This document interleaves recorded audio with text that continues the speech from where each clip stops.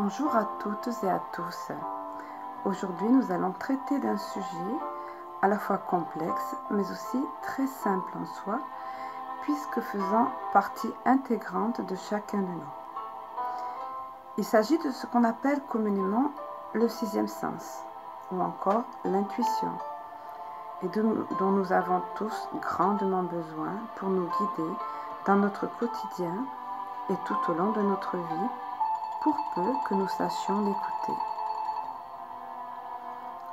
Et donc concrètement, nous allons voir comment le reconnaître, ce sixième sens, l'identifier et enfin apprendre à l'utiliser et le maîtriser. Ce sujet se référera à un article du site Conscience et Éveil Spirituel. Dans le sixième sens, qu'est-ce que c'est? Le sixième sens, c'est la capacité naturelle de l'être humain à avoir des intuitions. Ce dont nous parlons ici, c'est de cette voix intérieure qui nous fait ressentir ce qu'on appelle plus communément des pressentiments et auxquels nous n'accordons pas toujours la pleine validité. Cependant, les idées senties, entre guillemets, ont parfois bien plus de valeur que les idées pensées, car elles sont le reflet de notre être authentique. Or, peut-on réellement nous fier à ce sixième sens? La réponse est simple. Il faut lui accorder la valeur et l'importance qu'il mérite. Car nous ne parlons pas du tout ici de perception extrasensorielle, ni de préscience. Les intuitions, ce sont des idées en quelque sorte que nous offre le cerveau presque sans savoir comment. Le sixième sens, en réalité, c'est une délicate recherche menée dans les océans de notre inconscient, visant à trouver une réponse adéquate dont le besoin se fait sentir. Je vais vous citer ici une citation donc de John R. Hall qui dit « En mer comme en amour, généralement, il est préférable de suivre un pressentiment que d'obéir à une bibliothèque. » Et je pense qu'on est tous d'accord avec ça. Parfois, lorsqu'on fait la connaissance d'une personne, il y a une voix intérieure qui nous dit « il y a un truc qui ne va pas. » En général, on dit « je ne la sens pas ». Loin de nous de juger, on n'est pas dans le jugement là. Mais on sent que c'est pas ça. Et on se dit que vaut mieux se tenir peut-être à distance, ou tout au moins garder nos distances et ne pas lui accorder entièrement notre confiance. Quand on doit prendre une décision, même après avoir réfléchi, on choisit l'option que l'on a sentie depuis le départ. En général, on le dit, il faut se fier à sa première impression. Et c'est vrai que c'est le cas. Avant que le mental n'entre en action, avant que le raisonnement logique entre en action. La première impression, on dit, est souvent la bonne. C'est une réflexion bien connue. Le sixième sens est toujours là, présent, mais caché. Discret, mais guidant, modelant nombreuses de nos réactions, les chemins aussi que nous prenons dans la vie. Loin de voir cette dimension comme quelque chose de peu fiable, il vaut la peine de tenir compte de la transcendance qu'elle prend aujourd'hui.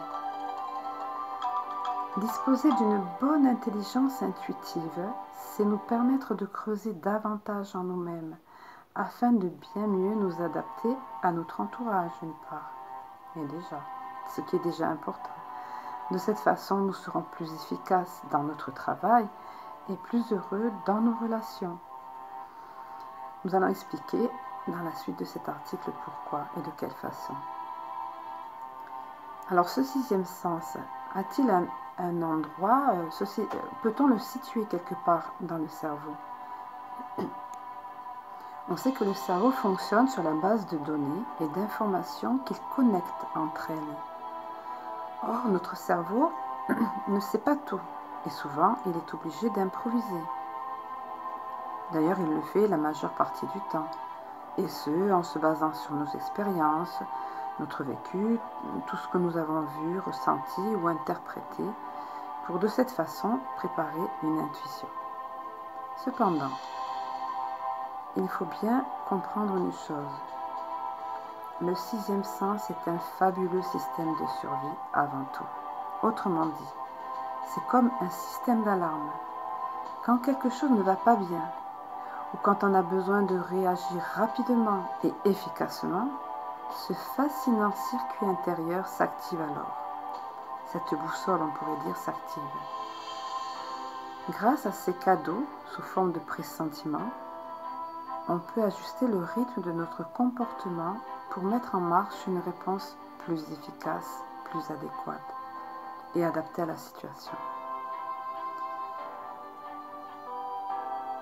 Au cours des dernières années, ce sujet a suscité un grand intérêt, si bien que l'on connaît maintenant la région exacte où se développe le sixième sens.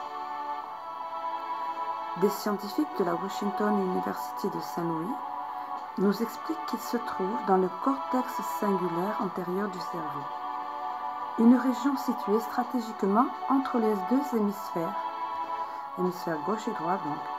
D'autre part, selon les experts, cette zone se connecterait avec notre esprit inconscient afin de nous avertir de certains dangers. Indubitablement, il s'agit là d'un aspect fascinant. Alors, y a-t-il des caractéristiques présentant le sixième sens chez les personnes?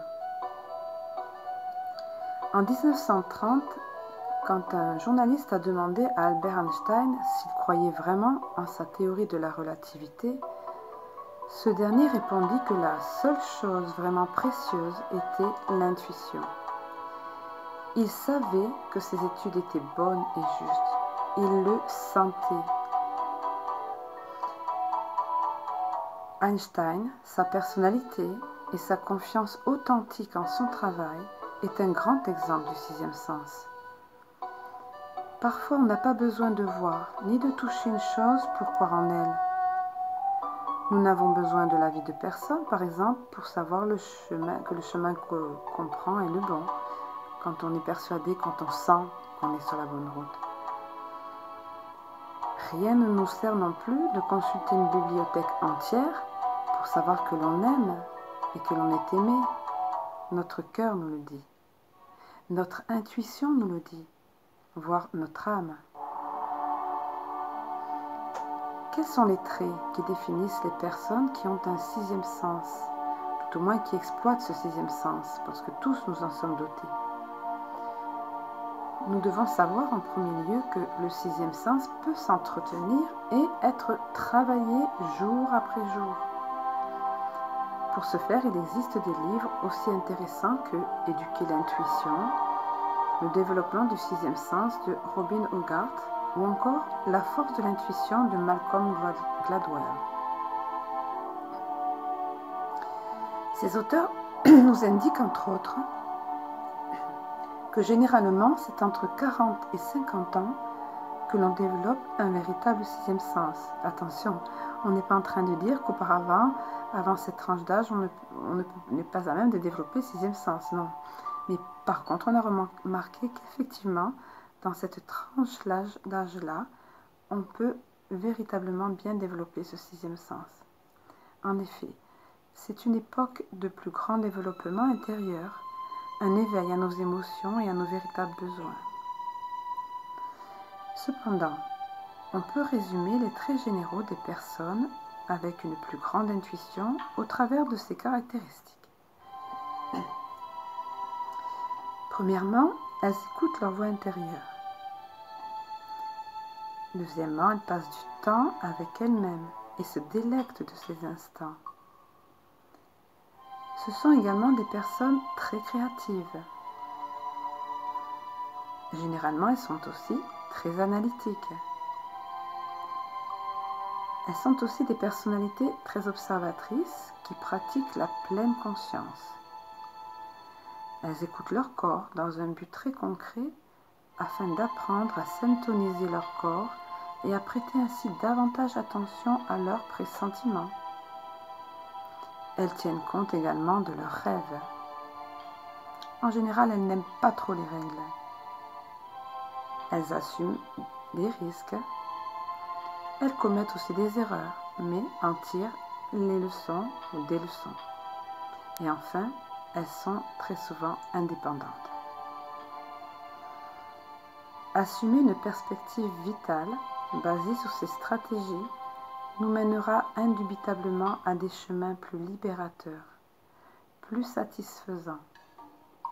Car finalement, l'intellect a toujours raison, certes, mais l'intuition se trompe rarement. Voilà donc terminé cette vidéo, ce sujet sur l'intuition. Prochainement, ensuite de cette vidéo, donc, je vous inviterai à développer ce précieux sixième sens ou intuition par une méditation guidée. À bientôt donc.